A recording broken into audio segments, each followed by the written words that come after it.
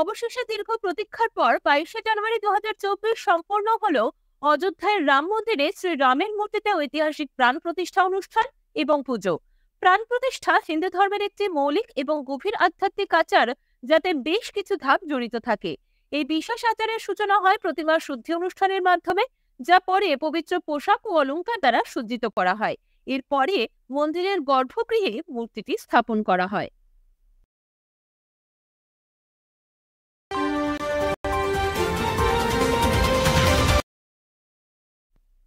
কেন্দ্রীয় সংস্কৃতি ও পর্যটন মন্ত্রী জি কিষাণ রেড্ডি হায়দ্রাবাদের সালারজং মিউজিয়ামে 5টি নতুন গ্যালারির উদ্বোধন করেছেন। এগুলি হল ইন্ডিয়ান স্কাল্পচার গ্যালারি, বিদ্রিবড়ে gallery, lamp and chandelier gallery, European bronze gallery এবং European marble gallery.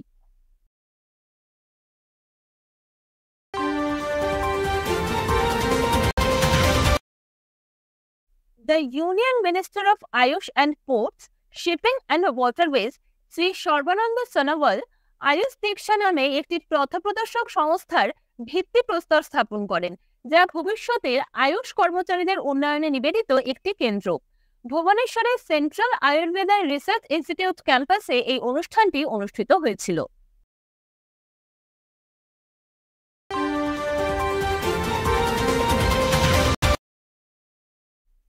Heritage village টাইংকং বারসুতে আয়োজিত বার্ষিক the vibrant Mamani ethnic food festival of Poreng একটি প্রাণবন্ত খাদ্য উৎসব ও রন্ধন বৈচিত্র্যের একটি বিজয়ী উদযাপন হয়ে উঠেছে, যার মাধ্যমে লাদাখ অঞ্চলের ঐতিহ্য, সংস্কৃতি সমৃদ্ধ ও পুনরুজ্জীবিত হয়ে উঠেছে।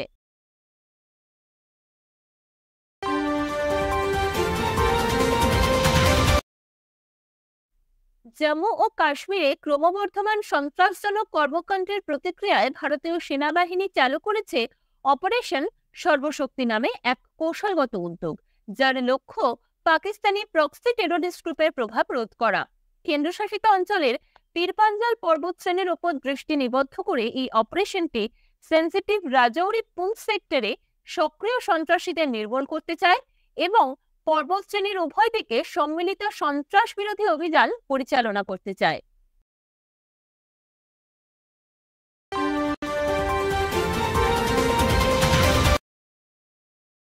ওয়ার্ল্ড হেলথ অর্গানাইজেশন স্বাস্থ্য পরিষেবাতে লার্জ মাল্টিমডাল মডেলস LMM এর নৈতিক ব্যবহার এবং পরিচালনার জন্য বিভিন্ন নির্দেশিকা জারি করেছে। WHO ডকুমেন্টটি LMM গুলির 5টি মূল অ্যাপ্লিকেশন শনাক্ত করে, যার মধ্যে রয়েছে রোগ নির্ণয় ও ক্লিনিক্যাল যত্ন, রোগের নির্দেশিত ব্যবহার, প্রশাসনিক কাজ, চিকিৎসা সংক্রান্ত শিক্ষা এবং বৈজ্ঞানিক গবেষণা।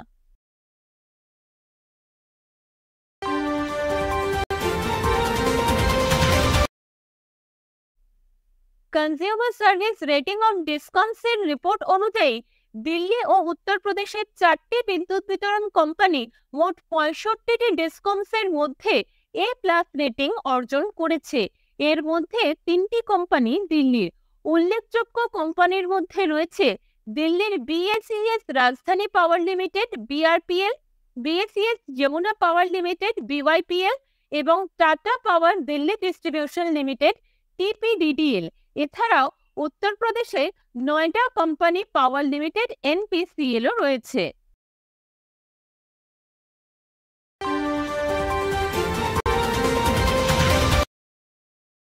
বিদেশমন্ত্রী এস জয়শঙ্কর সম্প্রতি উগান্ডায় শুরু হওয়া নন অ্যালাইন্ড মুভমেন্ট NAM এর শীর্ষ সম্মেলনের আভাস দিয়েছেন।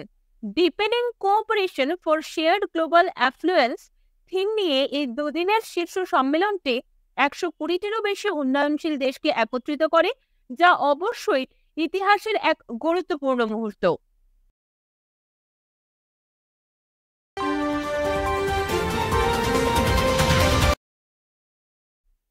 টোকিও অলিম্পিকে রৌপ্য পদক বিজয়ী রবি কুমার দাহিয়া নিচে অনুষ্ঠিত grand prix de France Henri Deglane wrestling টুর্নামেন্টে ব্রোঞ্জ পদক অর্জন করেছেন। এই প্রতিযোগিতায় দাহিয়ার ফিরে আসা যথেষ্ট প্রত্যাশাপূর্ণ ও উত্তেজনাজনক ছিল। 61 কেজি ফ্রি স্টাইল বিভাগে প্রতিদ্বন্দ্বিতা করে তিনি সম্পূর্ণ টুর্নামেন্ট জুড়ে তার দক্ষতা প্রদর্শন করেন এবং সম্মানজনক ব্রোঞ্জ পদক অর্জন করেন।